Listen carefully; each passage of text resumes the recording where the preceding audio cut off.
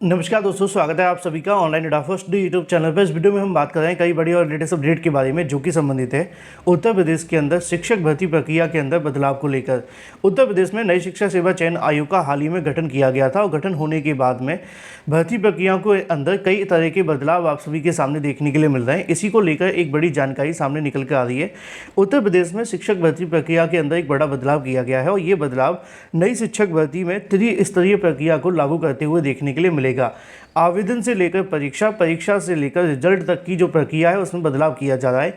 अब इस बदलाव के पीछे की वजह क्या है उसको लेकर भी थोड़ी सी बात करेंगे, क्योंकि अब नए शिक्षा सेवा चयन आयोग के माध्यम से ही उत्तर प्रदेश में ऑलमोस्ट सभी शिक्षक भर्तियों के विज्ञापन जारी किए जाएंगे। एक आध को अगर छोड़ दिया जाए तो ऐसे में किसी भर्ती के अंदर कोई बदलाव होगा तो वो ऑलमोस्ट सभी भर्तियों में लागू हो जाएगा, चाहे वो आपकी टीजीटी बिजली हो या प्राथमिक हो या शिक्षा सेवा चयन आयोग के माध्यम से निकलने वाली नई शिक्षक भर्ती। चलिए डिटेल में बात कर लेते हैं। चैनल को सब्सक्राइब करके बेल आइकन को दबा लें और वीडियो को लाइक कर दें। आज ही के अलग अलग समाचार पत्रों के माध्यम से दी गई जानकारी के मुताबिक भर्ती में पारदर्शिता के लिए त्रिस्तरीय व्यवस्था लागू की जाएगी, ऐसा कहना है यहाँ पे शिक्षा सेवा चयन आयोग का। प्रदेश सरकार ने हाल ही में ऑनलाइन माध्यम से अध्याचन भेजने की व्यवस्था को अनिवार्य कर दिया है।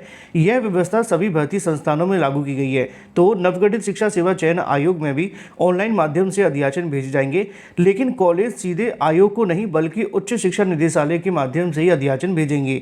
भर्ती में पारदर्शिता के लिए अध्याचन भेजने के लिए इस प्रक्रिया को त्रिस्तरीय व्यवस्था यानी कि ट्रिपल लेयर आप सभी के लिए यहाँ पे सिक्योरिटी प्रोसेस को कहने की फॉलो किया जाएगा। लिखा हुआ है कि अगर बात की जाए इस व्यवस्था के मुताबिक ऑनलाइन आवेदन लागू होने से पहले प्रदेश के शासकीय महाविद्यालयों में असिस्टेंट प्रोफेसर के रिक्त पदों के अध्याचन कॉलेज प्रबंधन की ओर से ऑनलाइन भेजा जाता था और निदेशालय रिक्त पदों के सत्यापन करने के बाद संबंधित भर्ती संस्था को भेजा जाता था, है ना। लेकिन उसमें दिक्कत ये आती थी, कई बार जब सीधे आयोग को भेज दिए जाते थे अध्याचन और निदेशालय बाद में कहता था ये तो गलत है, तो भर्ती अटक जाती थी, है ना। लेकिन अब इस व्यवस्था के अंदर एक बड़ा बदलाव कर दिया गया है। अब विभाग सीधे भर्ती संस्थानों को ऑनलाइन अध्याचन भेज रहा है और इसी आधार पर भर्तियां की जा रही हैं।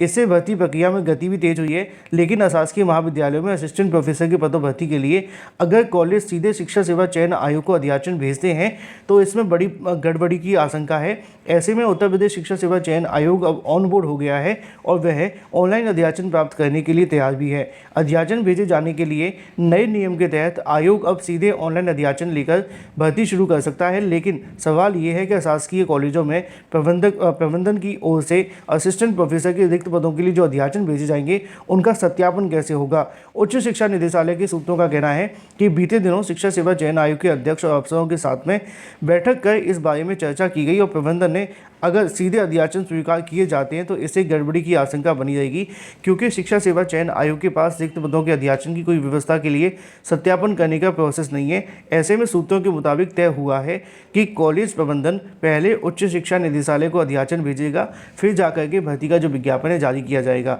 ऐसे ही जैसे कि टीजीटी बिजली का विज्ञापन आता है तो टीजीटी बिजली विज्ञापन के लिए पहले माध्यमिक शिक्षा विभाग को भेजा जाएगा, फिर जाकर के सीधा जो अध्याचन है वो आप सभी को देखने के लिए मिलेगा शिक्षा सेवा चयन आयोग को।